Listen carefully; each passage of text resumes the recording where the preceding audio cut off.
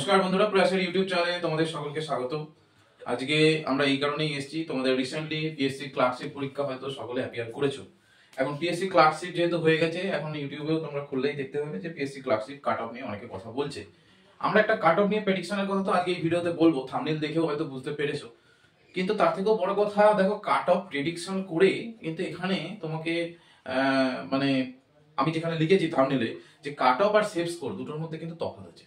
কারণ PSC clerkship এমনই একটা পরীক্ষা যেখানে তুমি প্রিলিমিনারিতে যত নাম্বার পাচ্ছ সেটা কিন্তু অনেকটাই তোমার মেরিটে কিন্তু জায়গা করার জন্য ডিপেন্ড করছে। এটা কিন্তু ডাব্লিউবিসিএস পরীক্ষার প্রিলিমস নয়, এটা এনটিপিসি পরীক্ষার প্রিলিমস নয়। এখানে কিন্তু মানে জাস্ট কিন্তু স্ক্রিনিং টেস্ট নয়, মানে তোমাকে কোয়ালিফাই করলেই যে তুমি টায়ার 2 তে বা মেন্সে ক্লার্কশিপ মেন্সে কল পাচ্ছ সেরকম ব্যাপারটাও নয়। তো এই নাম্বারটা কিন্তু ভ্যারি করে, এবং সেই জন্যই তোমার ক্ষেত্রে বা তোমরা যারা পরীক্ষা অ্যাপিয়ার করেছো সবাই পরীক্ষা মোটামুটি ঠিকঠাকই দিয়েছে। আমার কাছে যা খবর বা আমাদের স্টুডেন্ট যারা আছে তারা তো পরীক্ষা দিয়েছে এবং মিশ্র প্রতিক্রিয়া পাওয়া গেছে। সবাই তো এক ধরনের পড়াশোনা করে না, এটা তোমরাও জানো। আমার ভিডিও যারা দেখছো হয়তো সবাই একই লেভেলের নয়, মানে তাদের প্রিপারেশন লেভেলটা হয়তো আলাদা আলাদা আছে, সেই অনুযায়ী কিন্তু তাদের প্রত্যেকের কনসেপশনও আলাদা। কেউ হয়তো কম অ্যাটেম্প করেছে, সেক্ষেত্রে তার মনে হচ্ছে 50 কাট অফ যাবে। কেউ হয়তো অনেক বেশি অ্যাটেম্প করেছে, তার ক্ষেত্রে মনে হচ্ছে 60 কাট অফ যাবে। এই ব্যাপারগুলো বিভিন্ন জনের ক্ষেত্রে বিভিন্ন রকম মতবাদ। আমার ভিডিও ডেসক্রিপশন বক্সে বা সরি কমেন্ট বক্সে দেখলে চেক করলেও তুমি বুঝতে পারবে যে আস্তে আস্তে মানুষের মধ্যে অনেক ধরনের প্রতিক্রিয়া দেখা যায়। কিন্তু এখানে আমি আমার সম্পূর্ণ পয়েন্ট অফ ভিউ রাখবো, মানে আমার যে ধারণা গত বছর নয়, মানে জাস্ট প্রিভিয়াস যে প্রিলিমস হয়েছিল পিএসসি ক্লার্কশিপের 2019-এ, সেখানেও আমাদের কাট অফ কিন্তু মোটামুটি মিলে গেছে। তোমরা গিয়ে ভিডিও চেক করে নিতে পারো, আমরা যেটা বলেছিলাম। তো সেই প্রেডিকশন অনুযায়ী আমারও এবারে যেটা মনে হচ্ছে সেটা আমি তোমাদেরকে এই ভিডিওতে বলবো। এখন দেখো, আমি তার আগে একটা বলি যে 2019-এর যে যে জিনিসগুলোর উপর আমরা একটু খেয়াল রাখছিলাম, 2019-এর একটু সিনারিওটা ব্যাকে একটু দেখা দরকার আছে। এটা হচ্ছে আমি অন্যান্য সব ভিডিওগুলো দেখেছি এবং তার থেকে আমি মনে করলাম যে একটু স্পেসিফিক বলে দেওয়া দরকার আছে। দেখো, 7227 জনকে কিন্তু ওরা কল করেছে, মানে টোটাল চাকরি দেওয়ার কথা বলেছিল 2019-এ। এবং তোমরা দেখবে অনেক দিন অবধি ওয়েটিং লিস্টেড ক্যান্ডিডেটদের কল করছিল। তাহলে তারা কি ওই একই কাট অফ ক্লিয়ার করেছে? না, আলটিমেটলি সেটা হয় না, অনেক কম কাট অফে হয়ে যায়। কিন্তু টোটাল প্রথমে বলেছিল 7227 জনকে নেবে, এবং সেই অনুযায়ী ওরা প্রিলিমসে পাস করায় 66,492। এবং আমি দেখলাম এইটা ওই যে ওপরের যেটা আছে সেটা 9.2 টাইমস।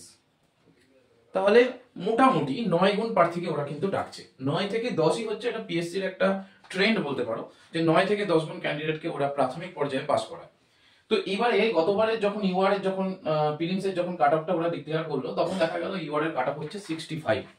তাহলে দেখো, তখন হয়তো ক্যান্ডিডেট আরো পরীক্ষা দিয়েছিল, অনেক ক্যান্ডিডেট পরীক্ষা দিয়েছিল, তাদের মধ্যে 66,000 জনকে পাস করিয়েও 65 কাট অফ গেছে। এবং এখানে 2024-এর সঙ্গে 2019-এর পার্থক্য অনেকটাই। এখানে যদি আমি 2024 এবং 2019 যদি আমি এখানে ভাগ করি, সেখানে তোমরা একটা পরিষ্কার ডিফারেন্স তোমরা একটা পেয়ে যাবে। প্রথম ডিফারেন্স, যেটা সব থেকে বড় ব্যাপার, প্রথম কথা হচ্ছে দেখো, যখন 2024-এর যখন অ্যাডভার্টাইজমেন্ট বেরিয়েছিল তখন ওরা বলেছিল 5,000 ভ্যাকেন্সি আছে। অগস্ট 2024 অবধি এই ভ্যাকেন্সিটা আরটিআই করে জানা গেছে 6,200। এখন এটা চলছে নভেম্বর মাস, তার মানে যখন জয়েনিং হবে এই ভ্যাকেন্সিটা মোটামুটি এই গত বছরের সমসাময়িকে কিন্তু চলে যাবে, বেশিও যেতে পারে, মানে প্রায় 8,000ও হয়ে যেতে পারে। মানে আমি 7,000 প্লাস বলছি, এটা কিন্তু 8,000ও হয়ে যেতে পারে। মানে গতবারের থেকে ভ্যাকেন্সি হয়তো কাছাকাছি বা তাকে মানে তার থেকে কিছুটা বেশি হলেও হতে পারে। তাহলে এইটা কিন্তু অনেক বড় ফ্যাক্টর, জানো তো, যে এই ভ্যাকেন্সির উপর ডিপেন্ড করে তার 10 গুণ প্রার্থীকে ডাকা বা 9 গুণ প্রার্থীকে ডাকা, এটা কিন্তু একটা পয়েন্ট। তো 2019-এর সঙ্গে 2024-এর প্রথম পার্থক্য এটা। এইবার এইটার ওপর ভ্যাকেন্সি যদি আমি 9 গুণকেই ডাকি, তাহলে আমাকে 63,000 ক্যান্ডিডেটকে পাস করাতে হয়, যেটা আগের বারে পাস করিয়েছিল 66,000, প্রায় 500 মতো ক্যান্ডিডেট। তা 63,000 ক্যান্ডিডেটকে পেতে গেলে আমার তো নাম্বার তারা পাবে, তবেই তো তাদেরকে ডাকবে। এখন প্রশ্ন হচ্ছে, 2019-এ একদিনে দুটো শিফট হয়েছিল, শিফট 1, শিফট 2, কিন্তু এখানে তোমার 4টে শিফট হচ্ছে, এবার আমি একটা জিনিস খেয়াল করলাম যে আমাদের স্টুডেন্টদের থেকে যেটুকুনি আমরা ফিডব্যাক পেয়েছি এবং আমি নিজেও দেখেছি, এবং সেখানে কোশ্চেন লেভেল দেখলাম যে মোটামুটি পিএসসি চেষ্টা করেছে, এমন নয় যে পুরোপুরি সব মেনটেন করতে পেরেছে, কিন্তু পিএসসি চেষ্টা করেছে অনেকটা সেম রাখার। কেমন? কারণ ধরো 1 নম্বর সেশনে যখন জিজ্ঞেস করলো যে জাতীয় কংগ্রেসের প্রথম মহিলা সভাপতির নাম, সেক্ষেত্রে সেকেন্ড সেশনে ওরা জিজ্ঞেস করছে জাতীয় কংগ্রেসের প্রথম মুসলিম সভাপতির নাম। তো এই ক্ষেত্রে অনেকটা ট্রেনটা ওরা রাখার চেষ্টা করেছে। তারপরে ফিফা কবে প্রতিষ্ঠিত হয়, আবার পরে কোনো একটা সেশনে জিজ্ঞেস করছে ফিফা তোমার স্থাপন সংস্থাকারী দেশের নাম। তো এই যে মানে একটা ওরা মোটামুটি চেষ্টা করেছে যে যাতে লেভেলটা একই থাকে। সেটা সব দিকে তো সমান হয় না, কারণ অঙ্কের ক্ষেত্রে কিছু জায়গায় লেন্দি হয়ে যাচ্ছে। আমি যেমন 4 নম্বর শিফটের কথা বলতে পারবো খুব ভালো করে। 4 নম্বর শিফটের কোশ্চেন বেশিরভাগই নাম্বার সিস্টেমের কনসেপচুয়াল কোশ্চেন এসছে, মানে ওখানে তোমার ক্যালকুলেশনের থেকে বেশি যাদের কনসেপ্ট ক্লিয়ার আছে সেক্ষেত্রে তারা, মানে আমার তো স্টুডেন্টরা, আমি বলেছি বারবার যে কোনো পরীক্ষায় নাম্বার সিস্টেম থেকে সব থেকে বেশি কোশ্চেন আসে, এবং এখানেও তাই করেছে। তাহলে নাম্বার সিস্টেম থেকে যে কোশ্চেনগুলো, সেটা যাদের কাছে কনসেপ্ট ক্লিয়ার আছে তাদের ক্ষেত্রে পারছে, কিন্তু যাদের কাছে কনসেপ্ট ক্লিয়ার নেই তারা মোটামুটি অতটা কিন্তু অ্যাটেন্ড করতে পারবে না। তাই 30 নম্বর যে ম্যাথ, যে 30-এ সবাই 30টাই করে আসবে, সেটা ভাবার কোনো কারণ নেই। এই হচ্ছে 1 নম্বর পয়েন্ট। দ্বিতীয় পয়েন্ট, ইংলিশ গতবারের থেকে একটু একটু ট্রিকি করেছে। একটু ট্রিকি করেছে, কোশ্চেনের কিন্তু ধরনটা পাল্টেছে। কারণ আগে এই ধরনের এই কমপ্লেক্স বলছে নিচের কোন সেন্টেন্সটা কমপ্লেক্স, যেটা কম্পাউন্ড অবস্থা রয়েছে। এবার এই যে দেখার একটা ভুল, মানে কি বলছে, মানে আমাকে কি কম্পাউন্ড সেন্টেন্স বার করতে দিয়েছে না কমপ্লেক্স সেন্টেন্স বার করতে দিয়েছে। পড়ার পরীক্ষার হলে কিন্তু ওই যে সিনারিওতে, ওই এনভায়রনমেন্টের মধ্যে তুমি কিন্তু মানে ওই সিচুয়েশনের মধ্যে ওই পড়ার টেকনিকের ধরনের জন্য কিন্তু কোশ্চেন তুমি ভুল করে আসতে পারো। মানে হয়তো বুঝতেই পারলে না যে আমাকে কি বার করতে বলেছে সেন্টেন্সটা, এটা একটা কারণ হতে পারে। আর ইংলিশে তো সব থেকে বেশি ভুল হয়, নেগেটিভ যাওয়ার চান্সটা বেশি। একটা জিনিস ওখানে আমি দেখেছি যে এবারে হচ্ছে তোমার 1/4 হচ্ছে নেগেটিভ মার্কিং, মানে 4টে ভুল করলে 1 নম্বর কাটা। কিন্তু সেটা হয়েও তুমি কি ইংলিশের ক্ষেত্রে 30টার মধ্যে 20 নাম্বার কি অ্যাচিভ করতে পারবে? আমার তো মনে হয় না যে 20 নাম্বার অ্যাচিভ করাটাও মানে ইজি। সেক্ষেত্রে আমি মনে করছি 15 থেকে 18 নাম্বার মোটামুটি করা যেতে পারে।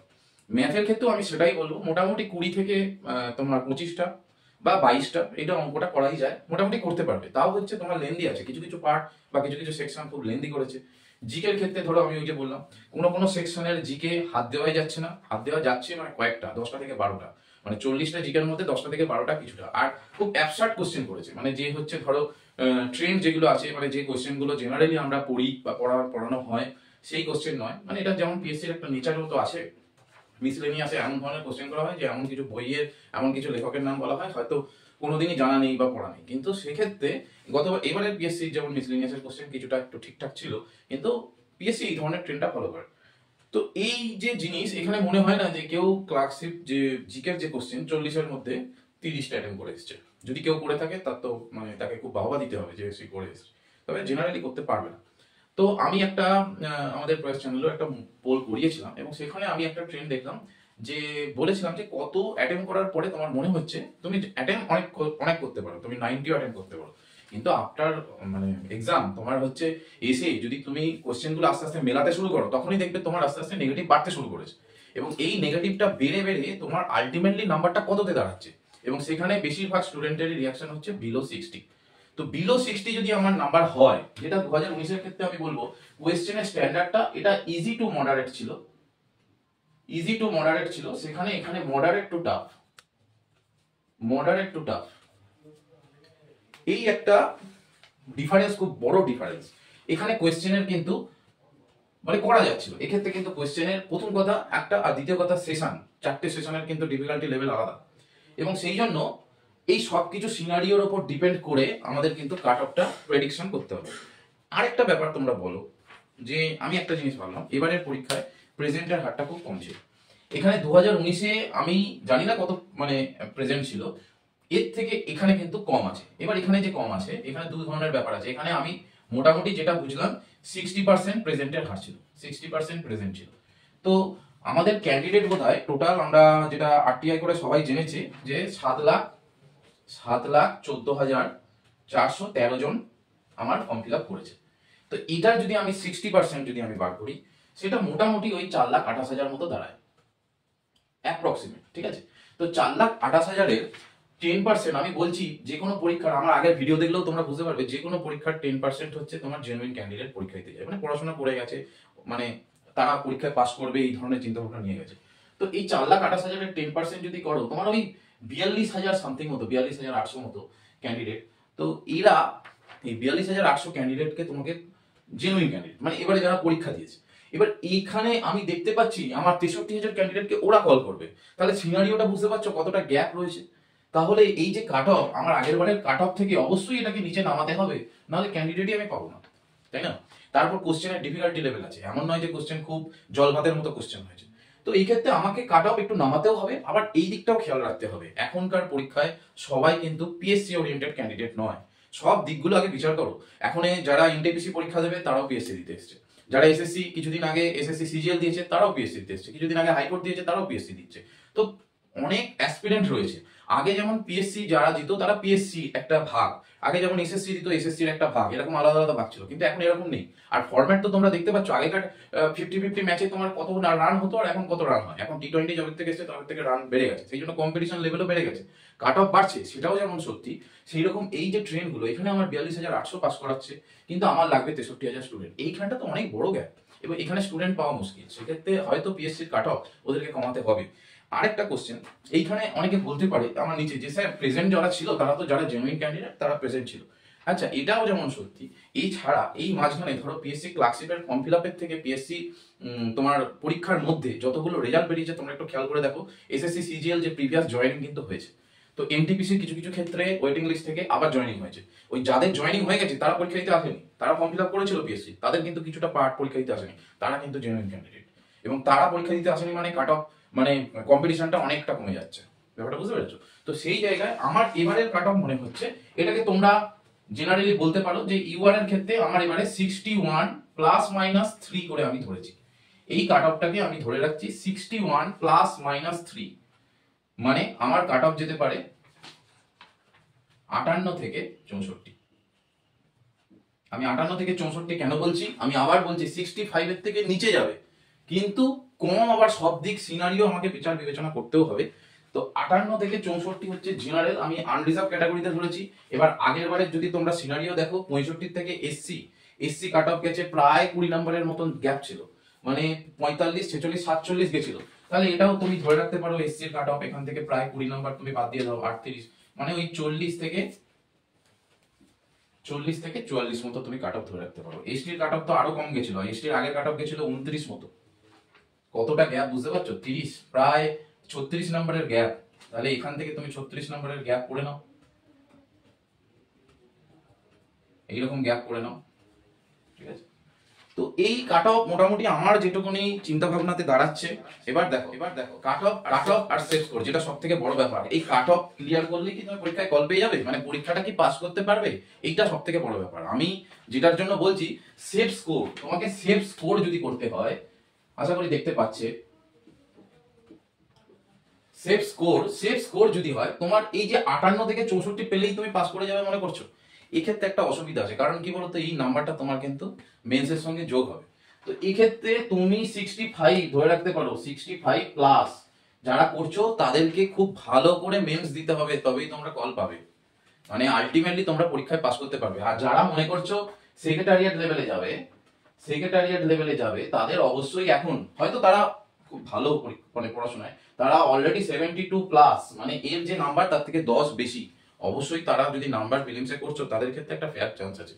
মানে কাট অফ ক্লিয়ার করা আর সেফ স্কোরের মধ্যে এখানে কিন্তু একটু তফাৎ আছে। অন্যান্য জায়গায় সেফ স্কোর মানে যে তুমি ঠিক আছে তুমি মেন্সের পড়াশোনা শুরু করো, এই ক্ষেত্রে মেন্সের পড়াশোনা শুরু করলেও আমি কাউকে ডিমোটিভেট করছি না, কিন্তু তাও মানে প্রেজেন্ট সিনারিওটা বুঝতে হবে যে অ্যাকচুয়াল রিয়ালিটিটা কি। আমি কাট অফ ক্লিয়ার করে গেলাম, প্রিলিমস ক্লিয়ার হয়ে গেল, মেন্সে আমাকে ডেসক্রিপটিভ লিখতে হবে 1 ঘন্টায় 6টা সাবজেক্ট, মানে 6টা তোমার টপিক। তো এই 1 ঘন্টায় 6টা টপিক লেখা অতটা মুখের কথা নয়। প্লাস হচ্ছে যদিও লিখছো সেখানে তোমার স্ট্যান্ডার্ড, তোমার বাংলা ইংলিশের লেখার দক্ষতা, প্লাস ওখানে হচ্ছে তোমার অ্যাকিউরেসি, সবকিছু চেক হবে।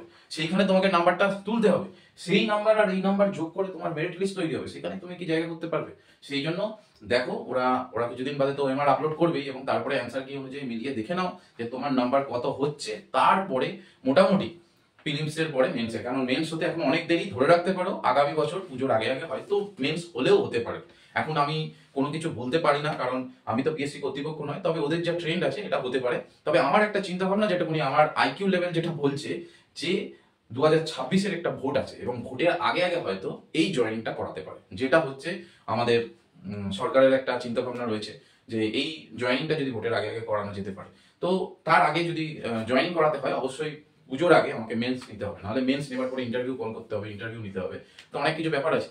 তো এই সব সিনারিও গুলো তোমাদের আগে দেখে নিয়ে আজকের ভিডিওতে তোমরা যেটুকুনি বুঝতে পারলে সেই অনুযায়ী তোমরা বলো। আর নিজে জানিও যে তোমাদের কি ধরনের মন্তব্য রয়েছে, কমেন্ট বক্সে অবশ্যই কমেন্ট করতে ভুলবে না।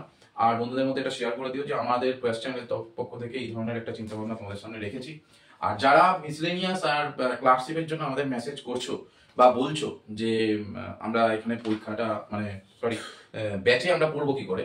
তো তাদের ক্ষেত্রে আমি বলি যে যারা মিসলেনিয়াস মেন্স পড়তে চাইছো বা ক্লার্কশিপ মেন্স পড়তে চাইছো, তারা আর কিছুদিন ওয়েট করো। আমরা ওয়েমারটা আপলোড করো, ক্যান্সার কিটা মেলাও, মানে দেখে নাও যে তোমার নাম্বার কততে রয়েছে, তারপরে তোমরা ব্যাচে ঢোকার কথা বলো। কারণ এটা পিএসসি ক্লার্কশিপের জন্য বলছি, মিসলেনিয়াসের তো এরকম কোনো ব্যাপার নেই, কিন্তু মিসলেনিয়াসের এখনো পরীক্ষা হতে প্রায় 5-6 মাস দেরি আছে। আমরা আর কিছুদিন একটু ওয়েট করবো, তারপরে আমরা জানিয়ে দেবো তোমাদের যে কবে থেকে আমরা ব্যাচটা স্টার্ট করছি। তাও মোটামুটি ধরে রাখতে পারো মোটামুটি 1 মাসের একটা গ্যাপ থাকছে। ঠিক আছে, আজ এই অবধি। সবার ভালো হোক, সবাই পরীক্ষায় পাস করুক, এটাই তো আমাদের চাহিদা বা আমরা এটাই চাইছি। সবাই যে ধরনের পড়াশোনা করেছে, যদি পিএসসি ক্লার্কশিপে খুব মানে ছোটখাটো ঘটনা তোমরা দেখেছো, মানে আমি ধরেই নিচ্ছি যে সুষ্ঠুভাবে পরীক্ষাটা হয়েছে, এটা ধরে নিয়েই কিন্তু এই কাট অফ প্রেডিকশন। আর এটা যদি না হয় তাহলে তো আমি কাট অফ আর ডিক্লেয়ার করতে বা প্রেডিক্ট করতেই পারবো না। আমি কেন, কেউই করতে পারবে না।